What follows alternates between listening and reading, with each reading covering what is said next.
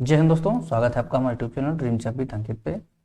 आशा करते हैं आप सभी लोग स्वस्थ होंगे। दोस्तों, इस सीरीज में हम Allahabad high court group D के प्रैक्टिस सेट करा रहे हैं, जिसमें हमने इसके पहले वाले वीडियो में इंग्लिश का और उसके पहले वाले में हमने जीएस का प्रैक्टिस सेट कंप्लीट किया है, जिसमें हम डिटेल में आपको ऑप्शन के आंसर के साथ साथ उसमें व्याख्या सहित आपको हल देते हैं।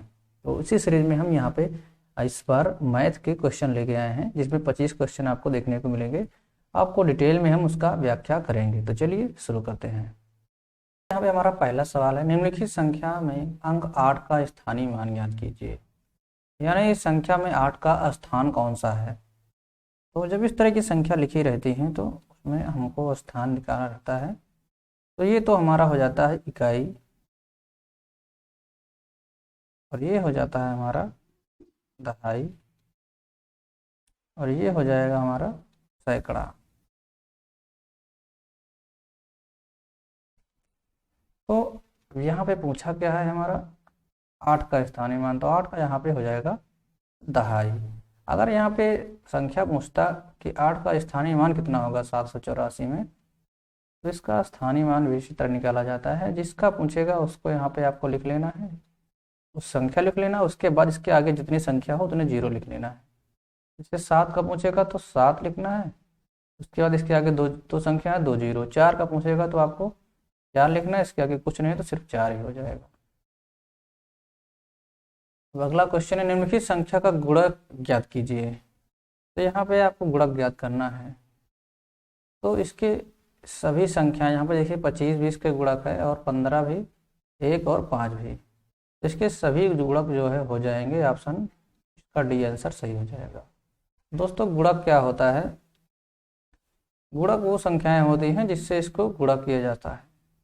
तो यहाँ पे ये सारी संख्याएं हैं जो इससे इसको गुणा किया जा सकता है। तो यहाँ पे 1 और 5 और 25 और 15, तो इसके सभी गुणक हो जाएंगे। नेक्स्ट है, हल कीजिए। 8 4 प्लस 7/8, इसको हम 4 सही 7/8 भी लिख सकते हैं। जब कोई संख्या इस तरह लिखी रहती है तो क्या करते हैं, पहले इसको गुणा करते हैं, फिर इसको जोड़ते हैं। तो 8 से हम 4 को मल्टीप्लाई करेंगे, और फिर 4 में हम इसको 7 को प्लस करेंगे। 8 चौक 32 और 7 39, और प्लस नीचे, नीचे बटे में 8 ही रहेगा। ये जो आपका हर है, हर 8 रहेगा। इसी तरह यहाँ भी कर सकते हैं, 8 चौक 32 और 7 39/8, तो इसका आंसर हो जाएगा बी।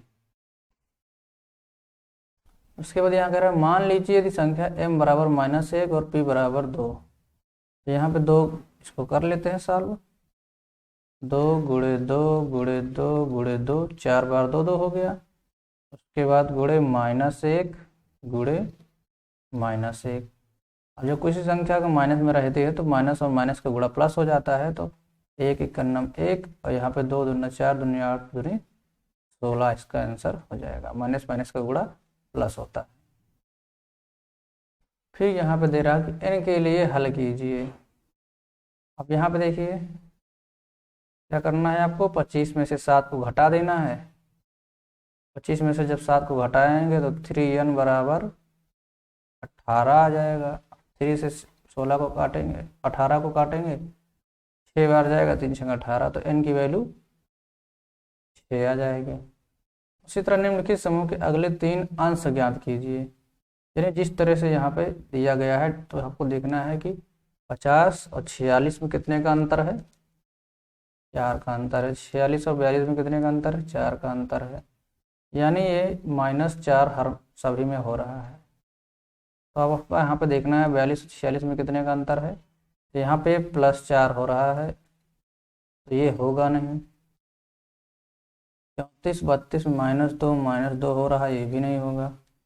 34 -4 और 30 -4, तो इसका ये ऑप्शन सही हो जाएगा। फिर दिया है 3:5 को प्रतिशत के रूप में व्यक्त कीजिए। तो इसको हम 3/5 भी लिख सकते हैं। अब जब किसी संख्या में हम प्रतिशत लगाते हैं तो हम इसको 100 से गुणा करेंगे, प्रतिशत का चिन्ह इस पर हम लगा देंगे। अब हम 100 को काटेंगे 5 से तो कितनी बार जाएगा, 20 बार। 20 × 25 = 100। अभी 20 को हम 3 से गुणा करेंगे तो कितना आएगा, 60%। इसका आंसर हो जाएगा बी। निम्नलिखित में से कौन सा कथन सत्य है। देखिए, लागत माइनस हानि बराबर विक्रय मूल्य, विक्रय मूल्य माइनस लागत मूल्य बराबर हानि, विक्रय मूल्य माइनस हानि बराबर। तो दोस्तों पहले हम यहाँ पे देखते हैं, क्योंकि यहाँ पे सारे में आपका हानि दिया हुआ है, तो हानि हमारी कब होगी, हानि हमारी कब होगी। अब ये देखिए पहले आप, जब हम किसी लागत, जिसे मान लिया मैंने कोई सामान 100 रुपये में लाया, तो ये हमारी लागत मूल्य हो गई, ठीक।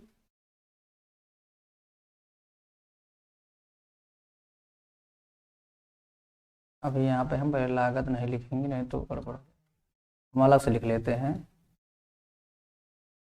लागत मूल्य हमारा हो गया 100 रुपये, ठीक। अगर हम इसको बेच दें कितने में, अगर हम 100 रुपये में कोई सामान लाएं और इसको हम 90 रुपये में बेच दें, तो हमें नुकसान होगा, यानी कि हमें हानि होगी। तो हानि हमें कैसे पता चलेगी कितने की हुई है, तो हम क्या करेंगे, लागत में से विक्रय मूल्य निकाल देंगे, लागत मूल्य माइनस विक्रय मूल्य। तो हमें लागत हमारी 100 हुई, लेकिन बिका कितने का, 90 रुपये का, तो हमें कितना हानि हुई, 10 रुपये की हानि यहाँ पे हो गई। अब क्योंकि हम 100 रुपये लगाए थे, तो इस वजह से यहाँ पे हमें 10% की हानि हुई। अगर इसको हम प्रतिशत भी निकालेंगे तब भी। तो यहाँ से एक फार्मूला बन के आता है, हानि बराबर लागत माइनस विक्रय मूल्य। क्योंकि यहाँ पे फार्मूला हानि पे दिया हुआ है, लेकिन यहाँ पे जो फार्मूला हानि पे दिया है वो विक्रय मूल्य माइनस लागत दिया है, तो ये उल्टा हो जाएगा। और लागत मूल्य, और यहाँ पे विक्रय मूल्य माइनस हानि दिया है, तो विक्रय मूल्य माइनस हानि यहाँ पे तो है नहीं। अगर हम यहाँ पे विक्रय मूल्य को इधर लाएंगे तो ये जुड़ जाएगा, तो ये भी गलत और ये भी गलत। यहाँ पे देखिए लागत मूल्य माइनस हानि, अगर हम यहाँ पे क्या करेंगे, विक्रय मूल्य को इधर लाएंगे तो विक्रय मूल्य हो जाएगा हमारा प्लस में, हानि को इधर ले जाएंगे तो लागत मूल्य माइनस हानि हो जाएगा। इसका ए ऑप्शन सही हो जाएगा। अगर यहीं पे हमें लाभ निकालना होता तो लाभ कैसे निकाला जाता है, लाभ के लिए क्या होता है, विक्रय मूल्य हमारा ज़्यादा होता है। जैसे मैं मान लेता हूँ कि मैं 100 रुपये में सामान लाया और उसको हमने 110 रुपये में बेचा। अगर हम इसको 110 में बेचते हैं तो उस केस में हमें यहाँ पे क्या होगा, उस केस में हमें यहाँ पे फिर लाभ होगा। तो हम लाभ कैसे निकालेंगे, लाभ कैसे निकालेंगे, लाभ के लिए हमें विक्रय मूल्य, मान लेता हूँ इसको 150 में बेचा, तो लाभ के लिए हम कैसे निकालेंगे, विक्रय मूल्य में से हम अपना लागत निकाल देंगे। इसको क्रय मूल्य भी बोला जाता है, लागत मूल्य। अब हमने 150 रुपये में बेचा और हमारे खरीदा था 100 रुपये में, इसका मतलब मुझे कितने का फायदा हुआ यहाँ पे, 50 रुपये का, तो ये हमारा लाभ हो गया। इस तरह से लाभ निकाला जाता है। अब यहाँ पे 6 लड़कियों की लंबाई सेंटीमीटर में मापी गई है और परिणाम निम्नलिखित है। यहाँ पे 135 सेंटीमीटर, 150 सेंटीमीटर, ये परिणाम है। इनका औसत ऊंचाई लगभग ज्ञात करिए। औसत का मतलब क्या होता है, किसी भी चीज का औसत अगर आपको निकालना है, इसको एवरेज बोला जाता है। तो कुल संख्याओं का योग, योग कुल संख्याओं का बटे कुल संख्या, ठीक। तो कुल संख्याओं का योग यहाँ हो जाएगा, इसको आपको जोड़ना है। तो इसमें हम क्या करेंगे, इसको इतना इतना जोड़ लेंगे। पहले हम एक को सभी में छोड़ देते हैं, दो दो संख्या, क्योंकि एक एक जोड़ेंगे तो काफ़ी टाइम लगेगा। अब आपको यहाँ पे 32 और 51 जोड़ना है, तो 50 30 80 3 83 और 83 और 20, यहाँ पे हो जाएगा 103 और 8 111, 111 और 39 आपका हो जाएगा 150, 150 और 250, 200 3 150 200 235 हो गया। उसके बाद 1 2 3 4 5 6, 6 2 800, 835 यहाँ पे हो जाएगा। उसके बाद आपको 6 से इसको भाग करना है। 6 से भाग करेंगे कितनी बार जाएगा, 6 का नम 6, बचा 2 हो गया 13, 6 दूनी 12, बचा 2 हो गया 23, 6 3 18। अरे यहाँ पे गलत हो रहा है, 6 का नम 6, बचा 2 हो गया 23, तो जाएगा ये 6 3 18 13, और उसके बाद बचा कितना 18 5 23, 55 हो गया, और 6 9 का 54, 9 बार। ठीक, अब 139 पे यहाँ पे एक ही ऑप्शन है, तो इसका ये ऑप्शन सही हो जाएगा। इन वृत्तों का कितना भाग गुणा से युक्त है, यानी कितने भाग इसमें गुणे में है। तो यहाँ पे पहले देख लीजिए आप कितना, अगर किसी चीज़ का भाग निकालना रहता है तो पहले उसकी पूरी संख्या याद करिए। तो 1 2 3 4 5 6 7 8, यानी कि अब जितना हो उसको आपको टोटल नीचे रखना है। तो नीचे हो गया 8 भाग, इसके पूरे 8 भाग वृत्त हैं, ये 8 वृत्त हैं, 1 2 3 8 वृत्त हैं। कितना भाग गुणा से है, तो 1 2 3 4, 4 भाग यहाँ पे गुणा से हैं, 4 यहाँ पे गुणे हैं, और पूरे वृत्त कितने हैं 8 है, तो 8 में 4 यहाँ पे गुणा है, यही यहाँ पे निकालना है। इसी को कहते हैं भाग। कितना भाग, जैसे मान लीजिए मैं थोड़ा सा एग्जाम्पल और लेता हूँ। मान लो ये एक वृत्त है, ठीक, या फिर इसको इस तरह से कर देते हैं। अगर इसका हम इसको मान लीजिए एक रोटी है ये, अगर आप इसका इतना भाग खा जाते हैं, ये वाला हिस्सा, इसका मतलब क्या हुआ कि आपने इसके 4 टुकड़े किए और 1 टुकड़े खा गए, तो 4 में कितना खा गए आप, 1/4 हिस्सा इसका आप खा गए, तो इसका जो हो जाएगा 4/8 हो जाएगा। अब यहाँ पे ऑप्शन देखते हैं क्या है, ऑप्शन 4/8 है, इसका ए ऑप्शन सही हो जाएगा। दोस्तों ये सारे क्वेश्चन हम चक्षु पब्लिकेशन की एक पुस्तक है, जैसा कि हमने बताया हुआ है प्रीवियस वीडियो में। चक्षु पब्लिकेशन की बुक है Allahabad high court group C MD, जो कि stenographer, junior assistant, paid apprentice, driver, tubewell operator, cum technician और प्रोसेस सर्वर सभी के लिए उपयोगी है। ये पुस्तक आप, इसमें सारी सिलेबस से आपको बनाया गया है इस बुक को, जिसमें आपको 25 प्रैक्टिस सेट दिए गए हैं और 2450 प्लस इसमें आपको ऑब्जेक्टिव देखने को मिलेंगे। ये पूरा भी इसी पेपर के बेस पे बनाई गई है, 2023 देख लीजिए यहाँ पे लिखा हुआ है। ये नवीनतम पुस्तक है जिसमें आपको 25 प्रैक्टिस सेट हैं, पूरा सिलेबस बेस्ड है। अगर आप इसको लेना चाहते हैं तो ले सकते हैं, आपको ऑनलाइन ऑफलाइन किसी भी माध्यम से ले सकते हैं। डिस्क्रिप्शन बॉक्स में इसका लिंक मिल जाएगा अगर आप ऑनलाइन लेना चाहते हैं, या फिर अगर आप ऑफलाइन लेना चाहते हैं तो अपने नज़दीकी स्टोर से जाके संपर्क कर सकते हैं, जहाँ पे आपको मिल जाएगा। यहाँ पे देखिए 25 पेपर दिए गए हैं और फुल यहाँ पे पूरे जितने पेपर हैं ये फुल्ली सॉल्व्ड हैं। आपको यहाँ पे व्याख्या सहित आपको हल मिलेगा।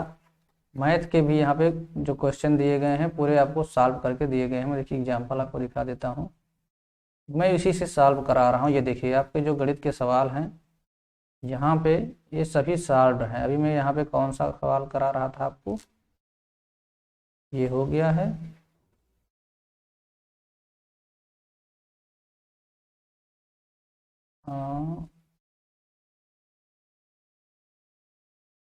किस नंबर पे हूँ मैं अभी, 60 नंबर पे।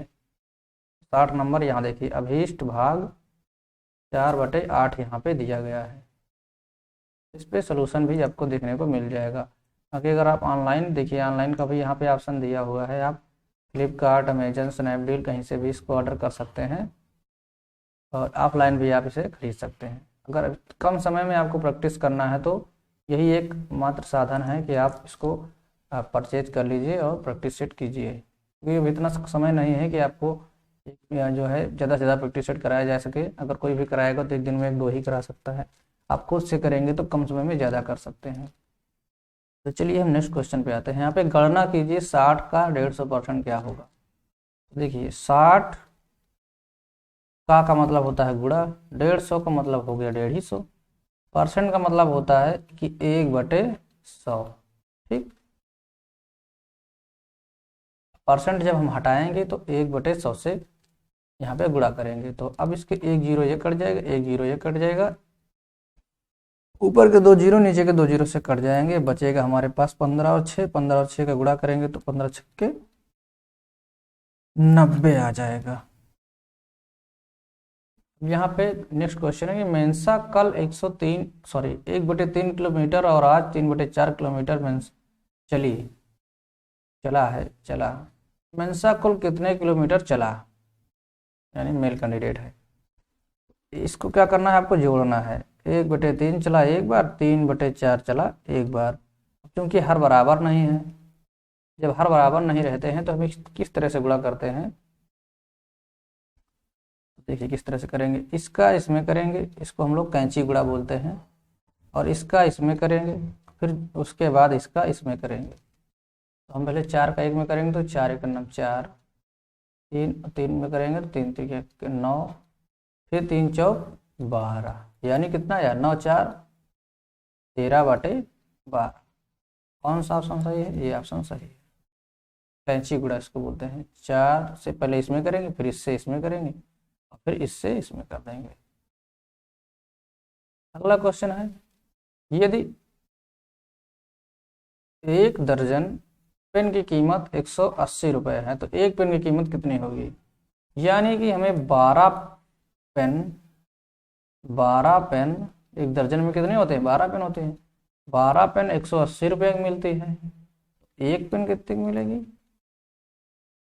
क्या करेंगे हम, 180 को 12 से भाग दे देंगे, क्योंकि 12 का पहाड़ा अगर आपको आता है तो 12 का पहाड़ा इसको पढ़ लीजिए, 15 बार जाएगा। अगर नहीं आता है तो आप इसको 3 से काट सकते हैं, 3 चौक 12, 3 छंग 18। अब ये हो जाएगा 60/4।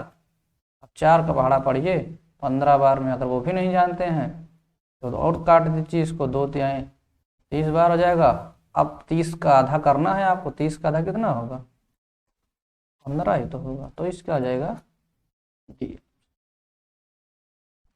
अब यहाँ पे सरलीकृत कीजिए, 2 की पावर 3 का मतलब कितना हो जाएगा, 8/3 गुणे 4/32। 2 की पावर 3 का मतलब 8 कैसे हो जाएगा, किसी भी संख्या की पावर रहती है तो उसको उतनी बार गुणा कर देते हैं। तो 2 का 3 बार गुणा करेंगे, 2 दूना 4, दूनी 8 हो जाएगा। अब ये हो जाएगा 8 चौक 32, 32 से 32 कट जाएगा, बचेगा कितना, 1/3। 4 और 5 के पहले 2 सार्वगुणज हैं, 4 और 5 के पहले 2 सार्वगुणज हैं। और सार्वगुणज क्या होते हैं, पहले तो आपको 4 के गुणज लिखना है। गुणज का मतलब पहाड़ा होता है, तो 4 के गुणज कितना होगा, 4 1 9 4, 4 दूनी 8, 4 3 12, 4 चौक 16, 4 5 20। इसी तरह चले जाएंगे तो 4 दहम 40, ठीक। और 5 का करेंगे तो 5 करना 5, 5 दूनी 10, 5 3 15, 5 चौक 20, फिर आगे जाएंगे तो 5 8 40। अब आपको यहाँ पे क्या करना है, सार्वगुणज, यानी कि कॉमन मल्टीपल आपको ढूंढना है। तो कॉमन यहाँ पे क्या आएगा, एक तो आपका यहाँ 20 मिल रहा है, और इसके बाद आगे जाएंगे तो 40 मिलेगा। पहले ही ढूंढना है, आगे बहुत से हो जाएंगे लेकिन अभी हमें पहला ही ढूंढना। उसके पहले यहाँ पे कोई संख्या नहीं मिल रही है, तो इसका हो जाएगा 20 और 40। निम्नलिखित की दशमलव संख्या लिखिए, 92.305। तो यानी पहले आपको 92 लिखना है, पॉइंट बोला है तो पॉइंट लगा दीजिए, पॉइंट के बाद 305 लिखना है तो 305। देख लीजिए कौन सा ऑप्शन सही है, तो ये ऑप्शन सही है। एक आयताकार क्षेत्र की लंबाई 100 मीटर है, यदि इसकी परिधि 300 मीटर है तो इसकी चौड़ाई क्या होगी। पहले हम एक आयताकार क्षेत्र बना लेते हैं, ये हो गया आयताकार क्षेत्र, जिसकी लंबाई थोड़ा ज़्यादा रहती है, ठीक। ये आयताकार क्षेत्र हो गया, इसकी लंबाई 100 मीटर है, तो अगर इधर 100 मीटर है तो इधर भी 100 मीटर ही होगी, ठीक। ये लंबाई हो गई। अब आपको चौड़ाई निकालना है, तो इसको मान लीजिए x चौड़ाई है, इसकी परिधि 300 मीटर है, मतलब ये चारों तरफ का अगर आप जोड़ेंगे तो 300 मीटर आना चाहिए। तो 100 100 200 तो यही हो गया। अब बचा 300 में से 200 निकाल देंगे तो कितना बचेगा, 100 बचेगा। अब 100 में आपको बांटना है, 100 में आधा इधर रहेगा आधा इधर रहेगा। इसको अगर अपने मन से सवाल लगाएंगे तो आएगा कितना, 100 का आधा 50 आएगा। लेकिन इसको सॉल्व कर कैसे करके करेंगे, तो आपको चारों जोड़ लेना है। तो 100 100 200 200 और प्लस x और x 2x बराबर कितने के होना चाहिए, 300 के। 300 में से 200 निकल जाएगा तो कितना बचेगा, 2x यहाँ रहेगा, 200 को इधर ले जाएंगे तो 100 बचेगा। अब 2 से काट देंगे 100 को, कितना आएगा 50, तो वही आ जाएगा यहाँ। नेक्स्ट क्वेश्चन है, यदि p बराबर 800, t बराबर 2, r बराबर 100 तो साधारण ब्याज ज्ञात कीजिए। यानी सिंपल इंटरेस्ट आपको निकालना है। और सिंपल इंटरेस्ट का फार्मूला होता है SI बराबर PRT/100।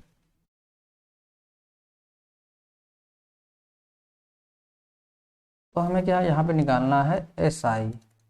P हमें पता है 800 है। थोड़ा मैं कलर चेंज कर लेता हूँ, ठीक। तो हो गया हमारा 800 और R कितना है 2, सॉरी यहाँ पे R 10 है, चलिए कोई बात नहीं, गुणा करना ही है। तो हमने T यहाँ पे 2 है और R है यहाँ पे 10, तो यहाँ पे हम रख दिया। अब आपको नीचे 100 रख लेना है। अब 100 से यहाँ पे 100 ये 0 0 कट जाएगा, बचेगा 8 दूनी 16, 16 के आगे एक 0 लगा देंगे तो 160 आ जाएगा। तो 68 का C ऑप्शन आपका सही हो जाएगा। x के लिए हल कीजिए। यहाँ पे अब यहाँ पे क्या है, 4x + 3 = 20। तो इसको किस तरह सॉल्व करेंगे, पहले हम 4 को 20 से, यहाँ पे 20 को 4 से काट देंगे तो 4 पंचे 20।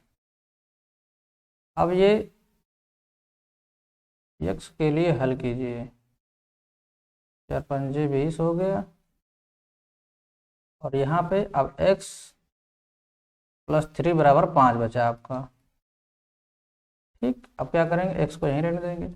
इस 3 को 5 इधर जाएगा तो 5 में से घट जाएगा, 5 - 3 कितना आ जाएगा 2, तो बी ऑप्शन सही हो जाएगा।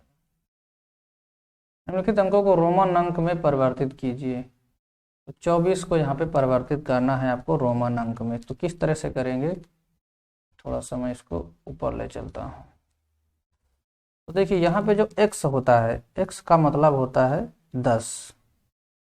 तो यहाँ पे x और x हो गए 10, 10 10 तो ये हो गए, और इनके बीच में आप प्लस लगाते जाते हैं, ये जुड़ता चला जाता है।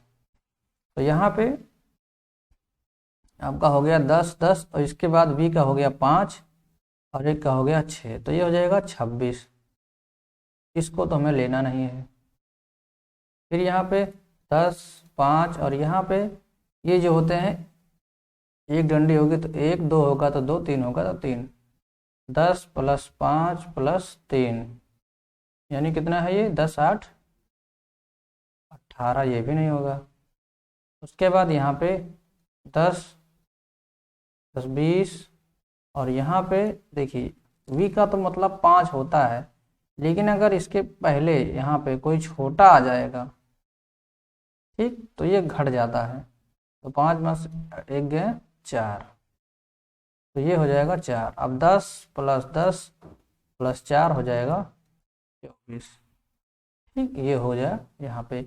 अगर इसके बाद कोई संख्या रहेगी उससे छोटी है तो जुड़ जाएगी, लेकिन अगर बड़ी संख्या के पहले कोई संख्या है तो घट जाएगी। उसी तरह यहाँ पे देखिए, इस C का मतलब होता है 100 और x का मतलब होता है 10, लेकिन ये बड़ी संख्या के पहले आ गया है तो इस वजह से यहाँ पे ये घट जाएगा, तो ये हो जाएगा 90। लेकिन हमारा आंसर यहाँ पे 24 ढूंढना है, तो हम यहाँ पे 24 रखें। C option is right answer. निम्नलिखित को अवरोही क्रम में घटा करना है। अवरोही मतलब क्या होता है, घटते क्रम, बढ़ते से, इसको थोड़ा सा करते हैं, बड़ा से छोटा करते हैं।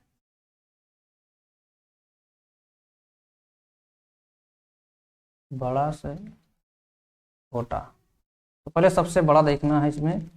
1005 में सबसे बड़ा 1007 है, तो 1007 के यहाँ पे 3 ऑप्शन है, ये तो पहले ही कट गया। ठीक, 1007 के बाद 1005 होना चाहिए, तो 1005 यहाँ पे 2 ऑप्शन है, तो ये भी कट गया। 1005 के बाद 1003 होना चाहिए, तो 1003 यहाँ पे ये है, तो ये भी कट गया। ऑप्शन कितना बचा आपका? एक ही ऑप्शन बचा है, यही सही हो जाएगा। 5009 के बाद 2 क्रमांक संख्याएं याद कीजिए। 5009 है, यहाँ पे देख लीजिए 50,000 नहीं है, तो ये कितना है? ये 50,000 है, तो ये गलत हो जाएगा पहले ही। उसके बाद 5010 तो ठीक है, लेकिन 2 क्रमांक 10 के बाद 11 होना चाहिए, यहाँ पे 10 का डिफरेंस है, तो ये भी गलत है। यहाँ पे 5010 5011 है, तो ये सही हो जाएगा। निम्नलिखित का वर्गमूल ज्ञात कीजिए। तो 2 2 5 वर्गमूल किस तरह से ज्ञात किया जाता है? वैसे तो इसका 15 का ये वर्गमूल है, या तो आप किसी भी संख्या का 2 बार गुणा कर दीजिए। ठीक, 15 15 हम 225 आ जाएगा। इस तरह से पता चल जाता है कि ये किसका वर्गमूल है। अगर आपको निकालना है, मान लिया आप नहीं जानते हैं कि इसका वर्गमूल कितना होगा, तो इसको आप निकाल भी सकते हैं।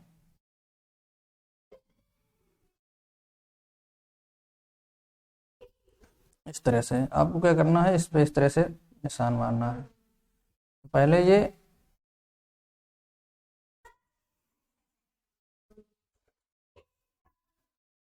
आपको इसके ऊपर निशान मार देंगे, तो फिर से करते हैं इसको हम। अब ये आपको यहाँ पर ऐसी संख्या लेना है कि उसको उतने बार ही पहाड़ा पढ़ना है, 2 से ज़्यादा ना हो। तो 2 का लेंगे तो 2 का 2 बार पढ़ेंगे तो 4 हो जाएगा, तो यहाँ पे हम क्या लेंगे? 1 का लेंगे। 1 करना 1। अब आपको फिर से यहाँ पे निशान लगाना है। अब 1 2 में से 1 घटाएंगे तो बचेगा कितना? 1। अब यहाँ पे हम जितना लेंगे उतना ही यहाँ पे हमें जोड़ना रहता है, तो यहाँ पे हो जाएगा हमारा 2। ठीक, अब ये उसके बाद ये 25 पूरा उतर आएगा। अब यहाँ पे हम 2 के आगे वो संख्या लेंगे, जो संख्या लेंगे उसको उतने ही बार यहाँ पे गुणा करना है। तो हम यहाँ पे और ऐसी संख्या लेंगे कि वो 125 से ज़्यादा ना हो। 1 लेंगे तो 21, सेकंड में 21 बहुत छोटी है। 2 लेंगे तो 22, 2 ने 44 तब भी छोटी है। 23 3 69 तब भी छोटा है। 24 चौको 96 तब भी छोटा है। तो यहाँ पे हम 5 अगर लेते हैं तो 25 पंचे 125। अब ये कट जाएगा पूरी तरह से, इसका मतलब इसका जो वर्गमूल होगा वो 15। इस तरह से वर्गमूल निकाला जाता है।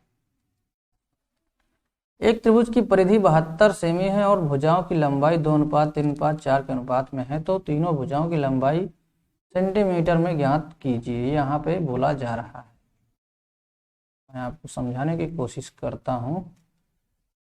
तो एक त्रिभुज हम बना लेते हैं। यहाँ पे ये हो गया आपका एक त्रिभुज। अगर रेड से दिक्कत कर रहा हो तो मैं दूसरा कोई ले लेता हूँ, नीला ले लेता हूँ। ठीक, ये आपका एक त्रिभुज बन गया। इनकी भुजाओं की लंबाई 2:3:4 है।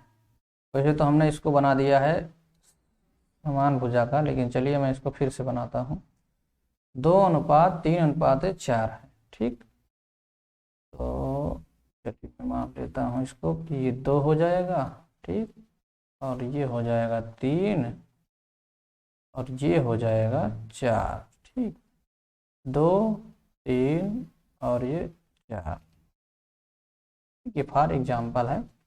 यहाँ पे ये अनुपात है, 2:3:4 के अनुपात में है। तो तीनों भुजाओं की लंबाई ज्ञात कीजिए सेंटीमीटर में, और परिधि आपके यहाँ पे 72 सेमी है। तो जब किसी भी संख्या का अनुपात दिया रहता है तो हम उसमें ऑटोमेटिक सभी में x मान लेते हैं। यहाँ पे सभी में हम मान लेंगे। अभी हम निकालेंगे इस x की वैल्यू क्या है, जो यहाँ पे रख देंगे तो इसका हमें सेंटीमीटर में लंबाई पता चल जाएगी। अब यहाँ पे परिधि 72 सेंटीमीटर है। परिधि का मतलब क्या होता है कि तीनों को जोड़ के हमें तीनों को जोड़ देंगे तो परिधि निकल जाएगी। तो 4 सेंटीमीटर मान लेते हैं। 4x सेंटीमीटर ये है, 2x ये है, 3x है, तो 4 3 7 2 9x, यानी कुल इसकी लंबाई 9x हो गई। और अब परिधि कितनी आई? 72, यही इसकी परिधि है। और 9 से हम इसको करेंगे तो 9 और 72, यानी x की वैल्यू कितनी में हमें मिल गई? 8। अब 8 को यही हमें रख देना है। अब हम अगर ये वाली लंबाई निकालेंगे तो 2 गुणे 8 16 आ जाएगा। ये वाली निकालेंगे तो 8 चौक 32 आ जाएगा। ये वाली निकालेंगे तो 3 8 24 आ जाएगा। यानी कि 16 24 32। तो एक ही ऑप्शन है यहाँ पे, C option is right answer. उसके बाद यहाँ पे सरलीकृत कीजिए। अब आपको 653 को 47 से गुणा करना है। ये इस मैथ का आखिरी क्वेश्चन है। 653 को 47 से गुणा करना है। मुझे नहीं लगता है कि आपको गुणा करना नहीं आता होगा। अब इसके कई तरीके हैं देखिए गुणा करने के। अब आपको जो भी आसान लगे वो आप कर सकते हैं। या तो आप इसको एक एक करिए, ठीक, 7 त्रिक 21। अब एक सभी में है यहाँ पे, तो काफ़ी आपको पूरा हल करना पड़ेगा। 7 त्रिक 21, 7 बचे 35 और 2 37, 7 त्रिक 21, यहाँ से लाए 2, 7 बचे 35 2 37 और 7 छंग 42 3 45। 7 त्रिक 21, 7 बचे 35 2 37, 7 छंग 42 3 45। ठीक, तो यहाँ पे देखिए ये ऑप्शन तो सीधे सीधे कट गया, ये ऑप्शन भी कट गया। अब इसी दो में खेला होना है। उसके बाद जब दोबारा करेंगे तो हम यहाँ पे 4 एक पहला ऑप्शन काट देते हैं, फिर 4 3 12, 4 5 20, 1 21, हासिल आए 2, 4 छंग 24 24 और 2, 1 मिनट, 4 3 12, 4 5 20, 1 21 और 4 छंग 24 24 2 26। कहीं गलत हो रहा है क्या? दोस्तों गलत नहीं हो रहा है। यहाँ पे हम जो यहाँ पे काट दिए हैं यही गलत काटे हैं, क्योंकि हमने यहाँ पे गलती से सोचा, मैंने 4 अक्षर ही दिया हुआ है और यहाँ पे इससे संख्या ज़्यादा आ रही है, तो गलती नहीं सही है। 4 छंग 24 और 26। अब इसको हम जोड़ेंगे तो एक, चूँकि मैं पहले से इसको सॉल्व नहीं किया था। यहाँ पे 7 2 9, 5 1 6 और उसके बाद 6 4 10, तो जिसे हमने काटा था वही इसका आंसर हो जाएगा। ये ऑप्शन इसका सही आंसर है। मैंने इस यहाँ पे 4 ही अंक समझ लिया था, इस वजह से थोड़ा सा गलती हो गई, इसके लिए माफ़ी चाहते हैं। इसका जो सही आंसर हो जाएगा ये। अब एक तरीका और इसको गुणा करने का है, मैं आपको वही बता देता हूँ। आप या तो इसको क्या कर सकते हैं, 653 को 600 प्लस 53 करिए, लेकिन बहुत बड़ा हो जाएगा, कोई मतलब नहीं निकलेगा। 50 माइनस 3 करिए, या फिर इसको इस तरह करिए, 650 प्लस 3 और 50 माइनस 3। अब आपको फिर वही करना पड़ेगा, 50 को इससे गुणा करना पड़ेगा, तो प्रॉब्लम आपको उसमें भी आने वाली है। कुछ थोड़ा बहुत आपको वर्क मिल जाएगा, लेकिन कैलकुलेशन होने हैं, तो इसको आप यही करिए, ज़्यादा सही रहेगा। इसका आपका डी ऑप्शन सही हो जाएगा।